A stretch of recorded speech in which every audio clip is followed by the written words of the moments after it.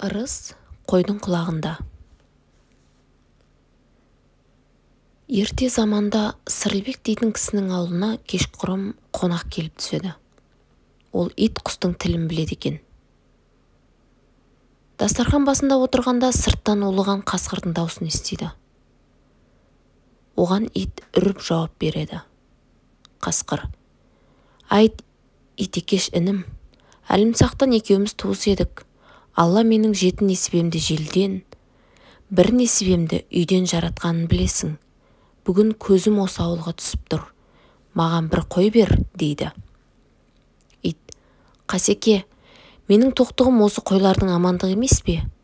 Қойды алдырсам, қожайынның алдында ұят болмайды ма?» деп көнбейді. Қасқыр: «Ендеше қонағыңның атын бер», дейді қасқыр. «Қазір босағадан сығалаймын. Қонақ маған сүйек берсе, атты бере алмаймын. Егер сараң болса, ала бер», дейді. Қонақ бұның бәрін естіп отырады. Бір уақытта қонаққа ет тартылды-ау дегенде, ит жайлап келіп босағаны сығалады. Ол итті көріп, қолындағы жамбас сүйегін сыртқа лақтырып жібереді. Үй иелері түсінбейді. Кәде етіп сыйлап берген асымызды далаға тепкен несі деп іштей ренжиді. Тамақ желініп болған соң бәрі ұйқыға кетеді.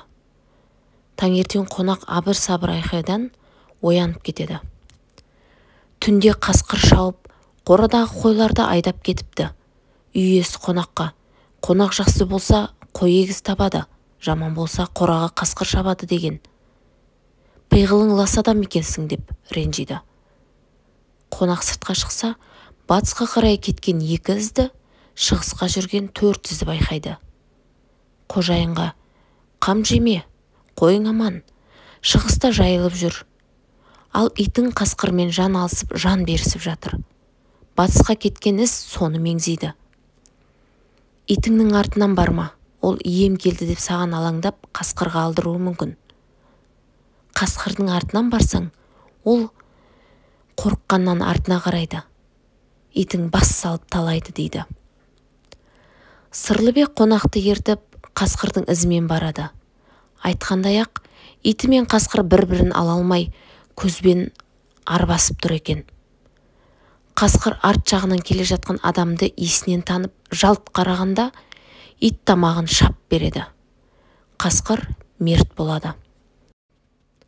Сырлыбек қонағын ертіп шығысқа барса, сайдың ішінде қойлары жайылып жүреді.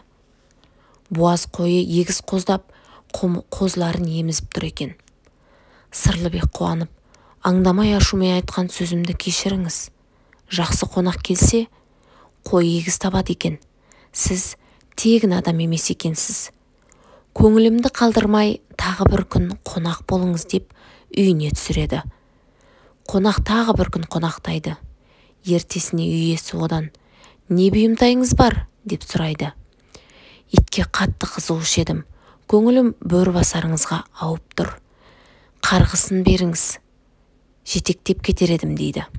Сырлыбек: «Итіңіз не?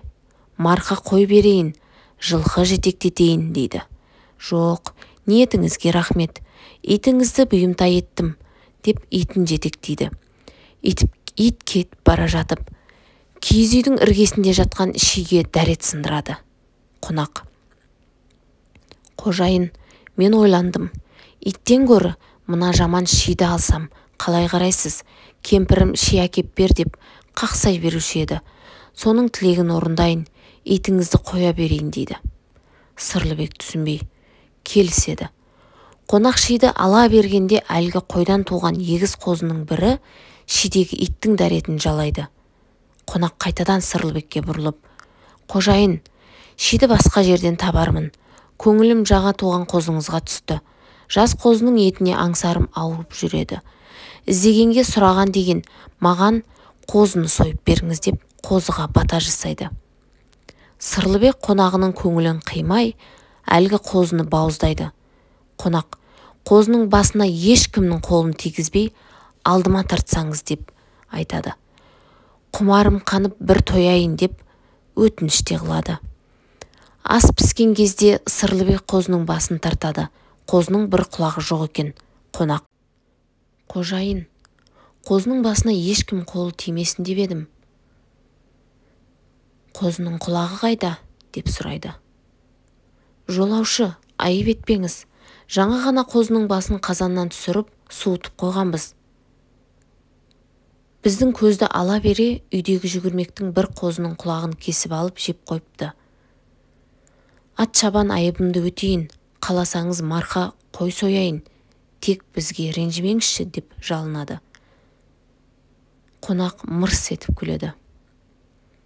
Шаңырағыңа тепкілесе де кетпейтін бақ қоныпты, дейді. Естіп білген оқиғасын бастан аяқ айтып береді. Сенің ырысың итіңде екенін білгенмін. Алып кетейін дегенімде итің айла жасап, дәрет сындырып ырысыңды қалдырып кетті. Дәрет тиген шиді алмақ болғанымда қозы жалап, құт қозға қонды. Қозының басын жеп берекеңді аламын ба дегенімде, оны кенже ұлың жеп маған бұйырмады. Құдай сүйген қылығың бар екен, қонақ жайлығыңды жоғалтпа деп батасын беріп аттанып кетіпті. Осыдан бастап ел аузында ырыстың бірі қойдың құлағында деген түсінік қалыптасады. Қонаққа бас тартқанда оның оң құлағын кесіп алып, үйдің бір мүшесіне береді екен. Құт берекеміз өзімізде қалсын деп ырымдапты. Жомарт қонақты ит те жақсы көреді екен. Иесін сыйласаң, итіне сүйек сал деген мақал осыдан қалған екен.